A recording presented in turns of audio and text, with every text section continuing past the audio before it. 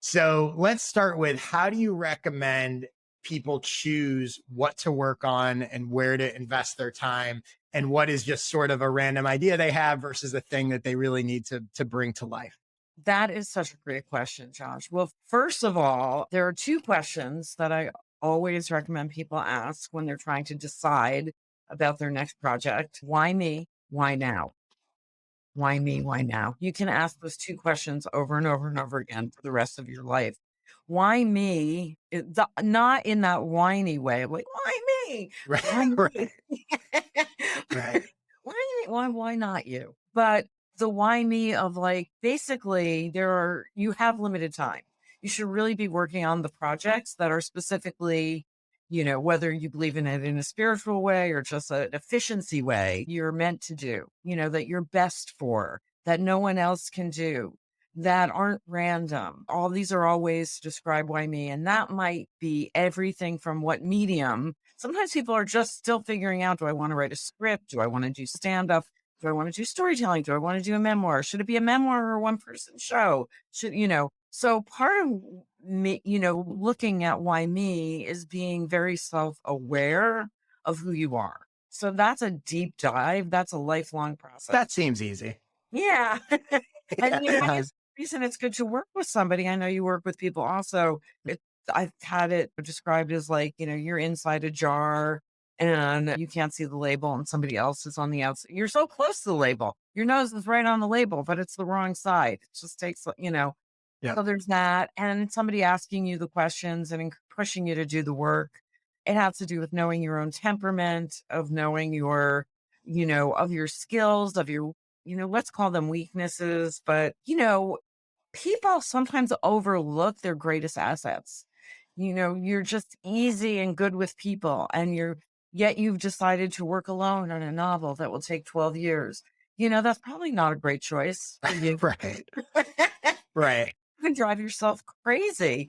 On the other hand, there are, people who have no sense of structure and are great with dialogue. And either, you have to decide to get good with dialogue, with structure, or then get a partner or do something that doesn't require structure. So why me has so many different elements. Why me could also be, I know you just had a baby recently. Hmm. Congratulations. Thank Your you. time is probably different than it was before. You have infant time is different than other times. So you want to pick projects to do that have to do with why me, which brings us to why now, looking at the moment that you're in your own life.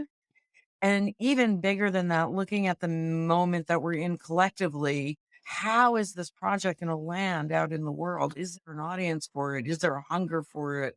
Is it in line with something that's happening in the world currently where people think, oh, you're competing with so many things when you try Hmm. is how is it going to break? And this is different than second guessing. I really don't want to do, well, will anyone buy it? How will I know people will buy it? Right. Well, you don't never know, but you can find energy, and finding energy is part of why now. Also, why me is a little bit commercial because, when you're going to sell a project, as I'm sure people who are buyers, whether they're TV networks or even just readers who are going to buy a book, want to know like why you. Like, why am I Yeah. buying this project from you? If it's a TV show, are there 20 million more episodes? Even subscribing to your newsletter. I know why you, because you are interested. It's for the interest because you're Mm. interested. And if I subscribe, I know every single day Josh is going to send me something I'm interested in. And it's not somebody, it's you. So why me, why now over and over again? Love that. Let me ask you a couple of follow-up questions on each one of those. So for the why me question, I'm sure there's a lot of people out there listening that, and I think this is so common. I hear so many people talk to me about imposter syndrome. It's funny, if I ever reference imposter syndrome, it's like there's going to be a million clicks on me, right? So everybody has it. But I think for those people that I think really struggle with the why me questions, they go, well, there's nothing special about me. I don't have any, credibility or experience or whatever. or I don't feel like I'm good enough or any of that. Like, what do you say to those people that genuinely, which by the way, I don't think this is remotely true. I think everybody has, has stuff that's interesting about them. But I think there's a lot of people that genuinely feel like there's nothing, there is no reason why me. What do you say to those people? Great question. Know yourself better, get more interesting. It's actually, you could get, sometimes when people don't have something to write about and are blocked, I kind of look around at their life and I say, you need to live more.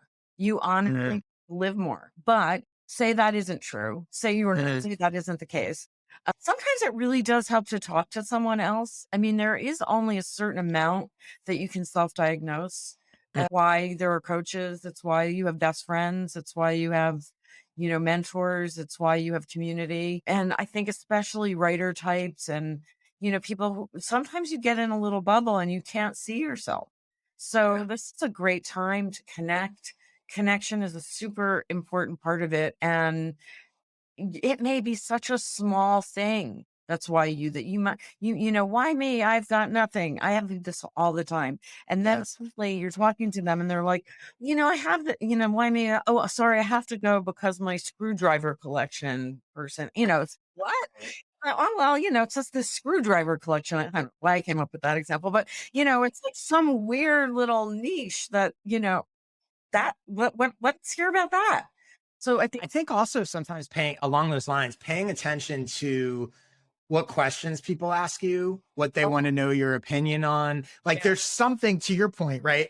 There's something that other people are asking you about, curious about, that you haven't really picked up on, but that it's a sign. If, I always say if one person's interested in it, lots of people are interested in it. yeah. And it's a sort of shortcut to content creation. Like any question someone asks you, they're probably not the only one that has that question.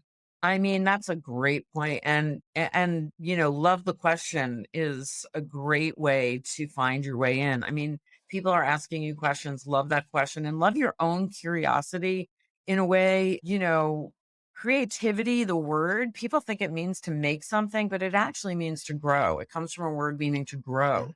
And so if you're looking at what you're going to create, what are the things that you're actually curious about that are going to make you grow? What are people curious about you and what are you curious enough about that you're going to be able to do it on the days you don't want to? Yeah. I love that. I love that point also, and your sort of take on the curiosity piece, because it separates the outcome from it. If you're just pursuing the curiosity, you don't have to get hung up on, is this going to work?